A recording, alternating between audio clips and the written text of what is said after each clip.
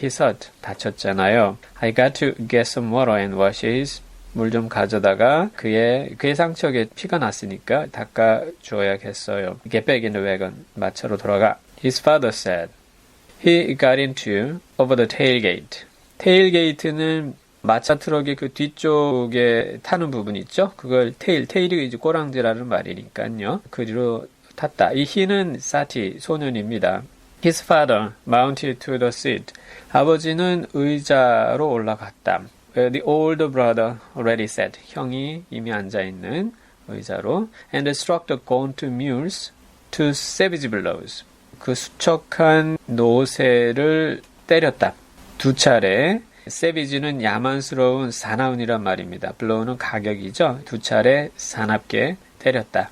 With a peeled willow. peel 하면 껍질을 벗기다는 말이죠. 껍질을 벗긴 버드나무 가지로다가 그렇지만 without heat.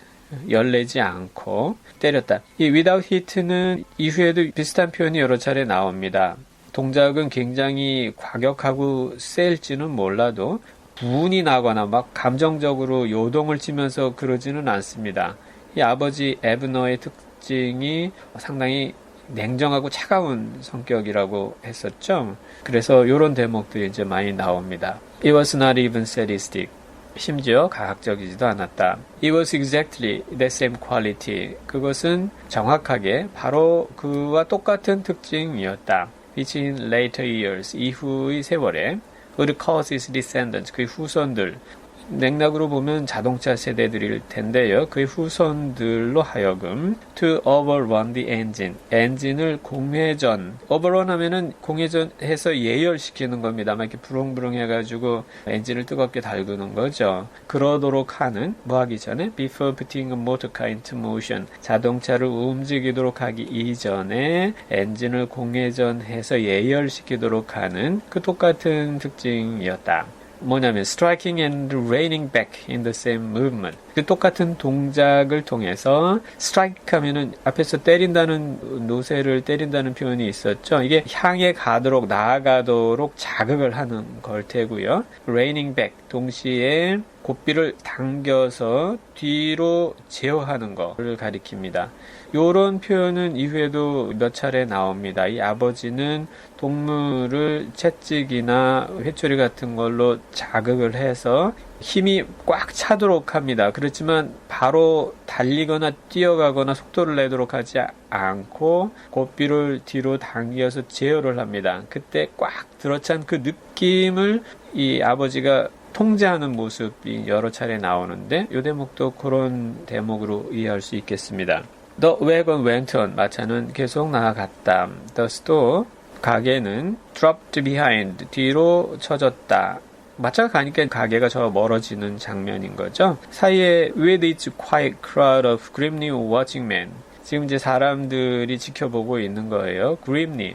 험악한 얼굴로 지켜보는 말없는 군중들이 있는 가게가 저 뒤로 멀어졌다. A curve in the road. 직역하면은 길에 있는 curve, 모퉁이 애움길이죠. 그것이 이 가게를 가렸다 이런 말인데 길을 한 모퉁이 돌자 가게가 보이지 않았다. 그런 맥락이겠고요. Forever he thought, 영원히 그는 생각하였다. Maybe he's done satisfied now.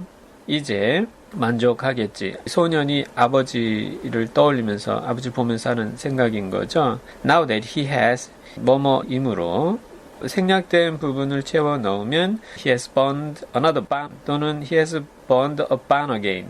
헛간을 다시 불질렀으므로 방화하였으므로 이제 만족하겠지. 이런 말입니다. 그런데 stopping himself 말을 다 못하죠. Not to say it aloud even to himself. 혼잣말조차도 크게 하진 못한 채 스스로를 제어하였다.